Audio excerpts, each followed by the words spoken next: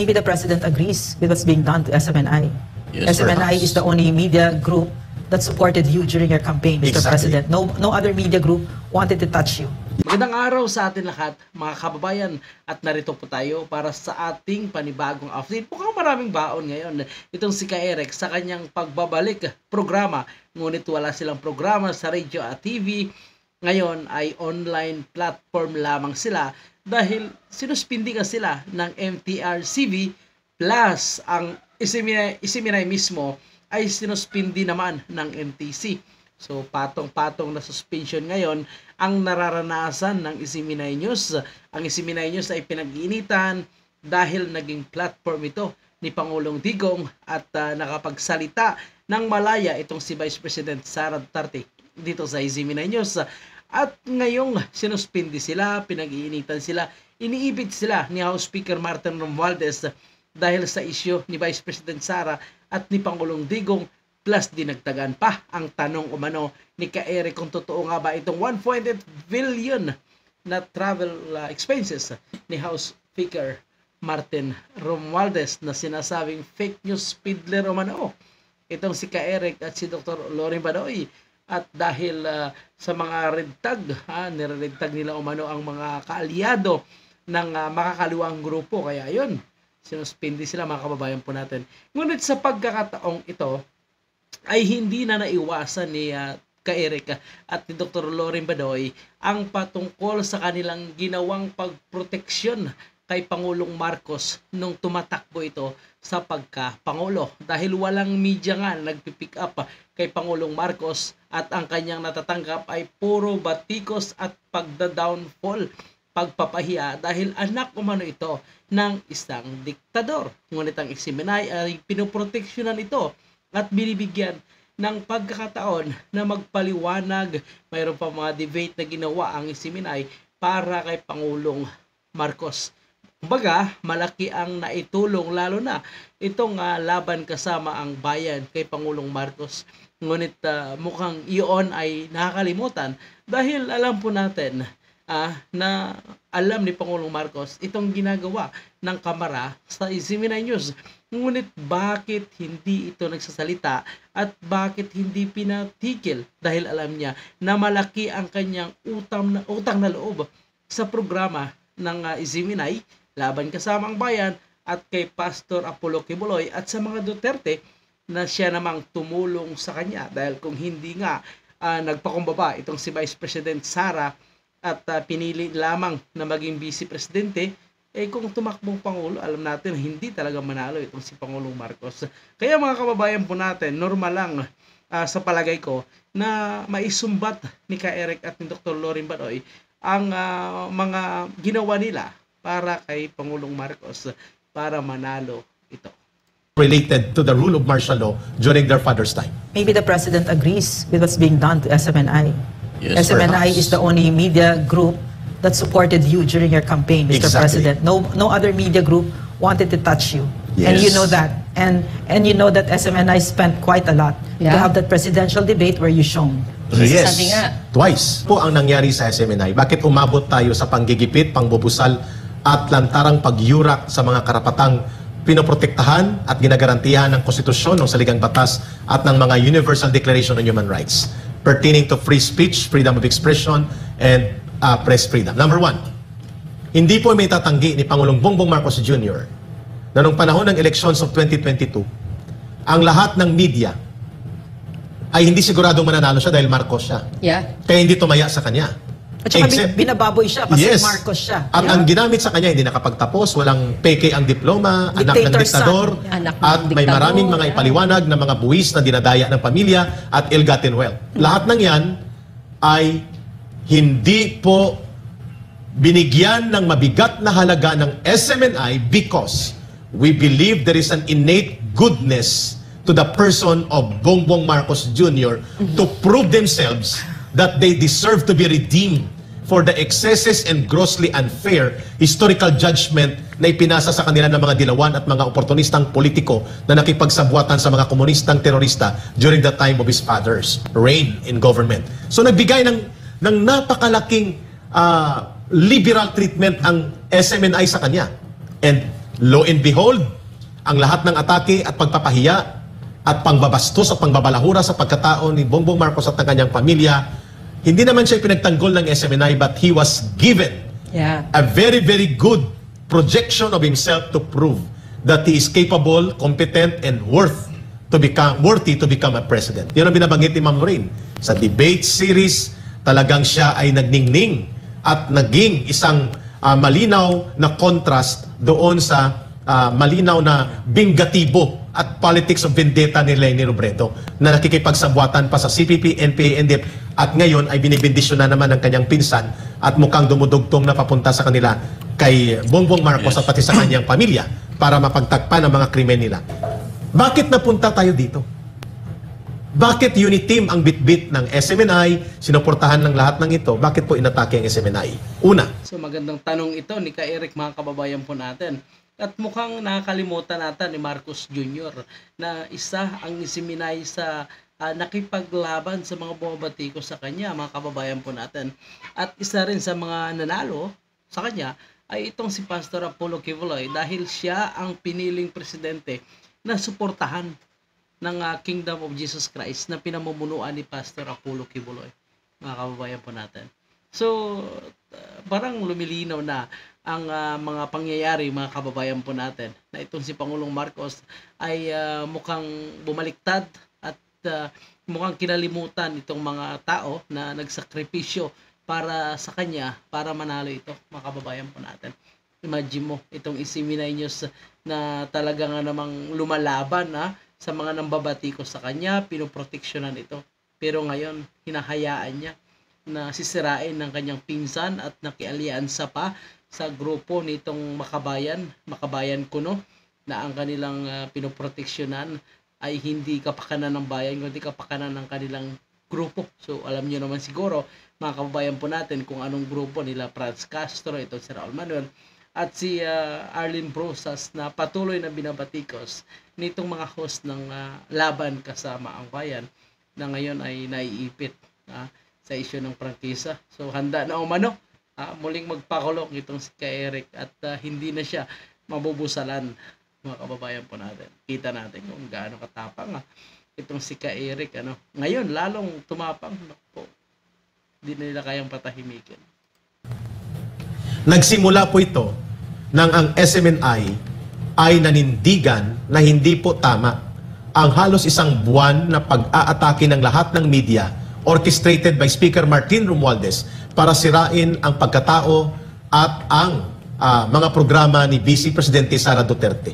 Sapagkat nakaroon ng lamat ang kanilang relasyon ng tinawag siya na tambaluslos ng Vice Presidente nang siya ay nagkaroon ng maniobra sa kanyang insecurity kay Gloria Macapagal Arroyo para tanggalin unceremoniously ang kanilang party mate na si Gloria Macapagal Arroyo. Nagsalita si Inday Sara dyan. Nang pumasok ang budget hearing, budget season, binantayan namin ni Ma'am Lorraine ito, ni Brother Franco at ni Miss Ina, isang buwan na inatake tudo-tudo. Si Sara Duterte walang nagsasalita. Not a single officer in government, not even a single one from the National Task Force to End Local Communist Armed Conflict, kung saan designated by the President as co-vice chairperson, si Sara Duterte, except Justice Angie Miranda, at ng LCC, na nagkaroon ng lakas ng ng Legal Cooperation Cluster. Can I just make Go ahead, ma'am. Singit, ma'am. Bakit tahimik ang NTF-ELCAC Stratcom na dati ang ingay namin, no? Exactly. Yeah, kasi nandyan si Cheloy Garafil, siya ang secretary ngayon ng communications. At ang asawa? At ang asawa ay si Eric Garafil, linyado ng CPP. So ang naging direct. Ako po, mga kababayan po natin, mukhang special mention na naman itong si Cheloy at ang kanyang asawa dahil mukhang tahimik umano itong NTF-ELCAC patungkol sa issue ng mga kaliwa, mga kababayan po natin. So talagang maraming mabubuking sa programang ito, laban kasama ang bayan, kapag nagsalita itong apat na husga, mga kababayan po natin. Siyempre, itong dalawa talaga ang mga batikan dyan, itong si Ka Eric at si Dr. Lorin Badoy, at ang dalawa niyang kasama ay magaling din magsalita, mga kababayan po natin. Maraming mabubuking talaga.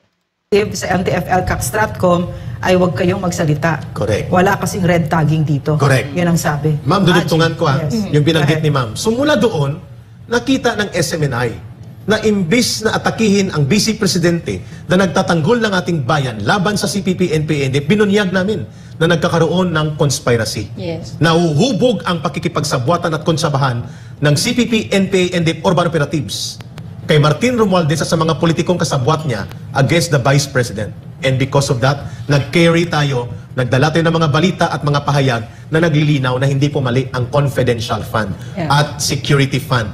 Sapagkat yan po ay ginagamit by tradition and by necessity. And in fact, napakalaki po ang confidential fund and intelligence fund ng Office of the President. Ni Katiting po ay hindi nag-question dyan ang CPP, NPA, NDF at ni Katiting walang kongresista nag-question yan. Only Senator Coco Pimentel. Question, Eric, Vera. Yung that confidential fund that you said, because the Vice President has been brought to the Supreme Court because of the confidential funds. Correct. Which group is this again? Grupo po ito nila Barry Barry Gutierrez. Gutierrez. Barry Gutierrez. And then So, sumunod silang pulminaris at mga grupo ng okay. kaliwa. So, sila Barry Gutierrez ang kakausapin ko. Hindi na muna sila Nery kasi mga CPP talaga CPP yan. talaga yan. Si Nery Colmenares. So sila Barry Gutierrez, will they file kaya a case against the Speaker for not explaining to us clearly where that 2.06 billion Correct. for travel expenses went? Kasi they claim that they only spent around 40 million lang. So what happened to the budget? What the rest of it? Maybe Barry Gutierrez will file a case? Yes, Mas ma'am, malaki magandang yun. tanong. Mas malaki yun, And ha? will Barry Gutierrez also question saan, at ang CPP, i-include ko sila ma'am, Yeah. saan ginastos ni Presidente Marcos ang kanyang confidential fund kung kayo'y patas at totoo for good governance. Because the biggest share in the budget pertaining to confidential fund and security fund ay nasa Office of the President.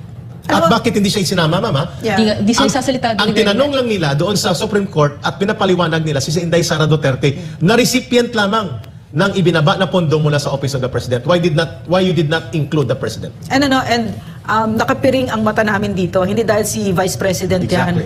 yan. It could be anybody else, di ba? The characters, even if you don't tell us who are the ones behind all of this, we would still defend that yung kamalian nito, hindi namin Agree. didepensahan yan. So, maliwanag na ang tina-target dito ay ang Vice President. Yes. Yes. And And, because of that, Brother Franco, Miss Ina, tapusin ko lang sa briefly, Miss Ina, Yeah. then I will give yung counter-analysis ng aking mga kasama.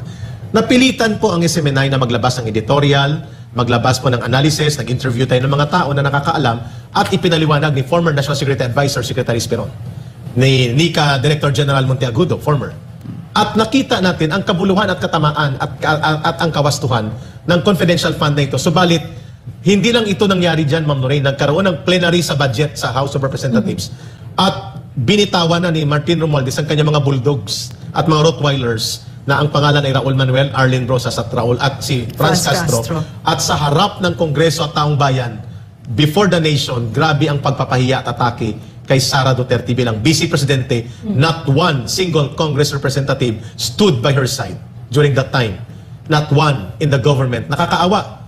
Hindi tama yun. At sapagkat ang kanyang ipinaglaban ay hindi ang kanyang personal na pondo, kundi pondo para iligtas ang mga kabataan, ang anak natin, ang mga guro na ini-infiltrate at niraradicalize at nire-recruit ng CPP, NPA, NDF through Franz Castro, Raul Manuel, and Arlene Rosas. Eric, Yes. I have a question. Go. Could you explain to the Filipino people ano yung galaw na ito ng CPP? Nakikita natin ngayon lahat dito, no? Yung kakunsyabahan, everything, all of it. Ano yung maniobra dito na CPP para mas makilala natin at mas naiintindihan ng ating mga kababayan kung ano itong nangyayaring ito? Yes. Ito ma'am, nanggaling sa kanilang statement, Brother Franco. Iwan ko kung makayang hugutin sa laban kasamang Bayan Viber Group. Ito yung kanyang analysis, ma'am. Ngayon, sa December 26 anniversary, 55th founding anniversary ng CPP. Tuwang-tuwa sila sa nangyayari. Itong sagot sa tanong ni Ma'am Lorraine. Sabi ng Central Committee ng Communist Party, kung saan itong boss nila Franz Castro, Raul Manuel at Arlene Rosas at mga nila Teddy Casino. Ang mapait na sigalot ngayon sa pagitan ng mga pangkating Marcos at Duterte ay papalapit sa marahas na konfrontasyon. So tuwang-tuwa sila na So, nagbabanggaan. gusto niya ito. Oh, statement nila to ha. Ngayon, hayagang pinupuna ng mga Duterte si Marcos sa planong buhaying muli ang usapang pangkapayapaan sa National Democratic Front, of course, si PPNP, NDP ito. Ang ilang bagong retiradong generals ng militar na tapat kay Duterte ay umiikot na sa iba pang opisyal ng mga Intriga. negosyante at mga military upang mang-ukat at mang-upat ng kudeta para ibagsak si Marcos at magtatag ng military-civilian junta. May alam ang Chief of Staff, subalit nananatiling tahimik sa aktibidad ng mga tagaplano ng kudeta. So alam niyo na kung sino ang nangiintriga at ito ang sagot ko kay Ma'am Lorraine. Kaya, Hinahati-hati nila, binibiyak at pinagbabangga ang mga political forces sa ilalim ng current government, which is the major political force Marcos at Duterte, at sino po ang nag-wedge o ang nagbigay ng lagari upang magkaroon ng biyak at bitak at magbanggaan ito. Si Speaker. Si Speaker Martin Romualdez sa kanyang conspiratorial actions and opportunistic tactical alliance with the CPP, NPA, NDF by attacking Sara Duterte. So you mean, Eric? Yun ang sagot ko kay Ma'am So Lorraine. you mean Eric, si Speaker nilinyahan nitong sila Franz Castro, nilapitan siya at Yes. binilog-bilog ang utak, di ba? So hindi na alam ni Speaker na wala siyang panalo dito. Correct. Ikaw ang pinakakawawa dito, At ang Speaker. pinsan niya ma'am, magtatamaan. Yes. So, my question to you is, ito yung specialty ba ng CPP, di ba, na nilapitan nila si Speaker? Kasi ang intent talaga nila ay pag-awayin ang Marcos-Duterte faction. Correct. At tayo ay mag-aaway-away. Tama ba, Eric? Tama ka ma'am. Yan ang tinatawag na splitting the ranks of the enemy. So they played on the Speaker's Political ambition. political ambitions of being president or prime minister or whatever. At kinapitalan nila ito. At ngayon nakikita natin, exactly Miss Ina Bader Franco, ito ay statement ng Committee Central ng Communist Party kung saan napapailalim si Franz Castro, Raul Manuel at Arlene Broses at sila Teddy Casino kung bakit sila nagkakaroon ng maniobra kay Speaker Martin Romualdez. Fast forward ma'am, bakit napunta na sa SMNI? Sapagkat hindi nakatiis ang ama sa kanyang anak. The former President Rodrigo Duterte na may programang Black Time na gikan sa masa para sa masa sa SMNI kasama si Pastor Kibuloy ay nagsalita sa dalawang magkasunod na episodes. At ipinagtanggol at ipinaliwanag niya na walang mali sa posisyon ni Vice President Sara Duterte to the point na ipinaliwanag niya kung sino ang totoong kurakot at nangungulimbat ng kaban ng bayan na umabot sa kanyang pagtatanong, buksan yung libro nyo. Mauuna kami, pero susunod kayo. Saan nyo ginagastos ang mga extraordinary at mga miscellaneous expenses na walang audit na matino? Certificate of acceptance or certificate of expenditures lang sa pondo, bilyones na pondo ang nawawala according sa analysis ni Pangulong Duterte. Dito nasakta na si Martin Romualdez. At nanawagan si Pangulong Duterte, kung hindi nyo gagawin yan, ang inyong accountability and transparent obligation to the people, ipapanawagan ko dito na hindi na tayo magbabayad ng buwis. Ang mga sundalo, pulis at militar, lahat ay magsalita upang i-pressure kayo na maglabas ng inyong abuso sa pundo sapagkat yan ang source ng korupsyon. At doon na nagsimula ang lahat-lahat. Ma'am Lorraine, Miss Ina, kung kaya ang pagtatanong namin na hindi tumugma sa kanilang datos pero tumutugma pala sa katotohanan kapos pa ng mga 600 million. Ang tanong ng ating source mula sa Kongreso, ka Eric, pakitanong kay Secretary Belica, kung totoo bang 1.8 billion pesos ang travel expenditures ni Speaker Martin Romualdez. Nagtatanong kami. Hindi pala mali ang aming pagtatanong sapagkat ang pondo pala nila, sabi ni Ma'am Lorraine, according to General Appropriations Act 2023 ay 2 billion and 66 million mga kababayan. Ang tanong ay 1.8 billion lang. So saan ngayon ang 2 billion mahigit? So yan po ang matinding tanong din ng ating mga kababayan kung saan ngayon mapupunta nga ito yung sobra ng umano'y travel expenses ng House of Representatives plus yung travel expenses ni House Speaker Martin Romualdez, mga kababayan po natin. At ito rin ang dahilan kung bakit nagalit sila kay Pangulong Digong at naging dahilan din, naging mitsa ng kanyang suspension dahil ang kanyang sinabi kay Franz Castro at inakusahan siya na umano'y pagtritin ng kanyang buhay ay isang party lang yon, naging part lang yon. Pero ang totoong kinagalit nila ay itong sinasabi ni Pangulong Digong na buksan ang kanilang libro at ilabas ang kanilang resibo sa kanilang umano'y extraordinary expenses, mga kababayan po natin.